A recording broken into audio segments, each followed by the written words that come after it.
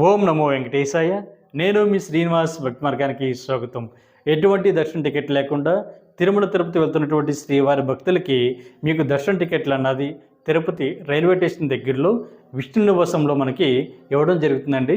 ఈ ఇచ్చేటువంటి టోకెన్స్నే SSD tokens అంటారు. ఇది తెల్లవారుజామున 3 గంటల నుంచి కూడా మనకి ఈ ఎస్ఎస్డి టోకెన్స్ అనేది ఇవ్వడం జరుగుతుంది. మీ దగ్గర ఉన్నటువంటి ఆధార్ కార్డు పట్టుకెళ్ళి టికెట్ని అయితే తీసుకోవచ్చు. 12 సంవత్సరాల లోపు ఉన్నటువంటి పిల్లలకైతే ఈ ఎస్ఎస్డి టోకెన్స్ అనేది అవసరం లేదండి. అదేవిధంగా బస్ స్టాండ్కి దగ్గరలో ఉన్నటువంటి శ్రీనివాసంలో కూడా మనకి ఈ ఎస్ఎస్డి టోకెన్స్ అన్నది ఇవ్వడం జరుగుతుంది. అదేవిధంగా కాలినడకన ఎవరైతే తిరుపతి నుండి తిరుమల కొండపైకి చేరుకుంటారో వీళ్ళకి ఇచ్చేటువంటి టోకెన్స్ని దివ్యదర్శన టోకెన్స్ అంటారండి.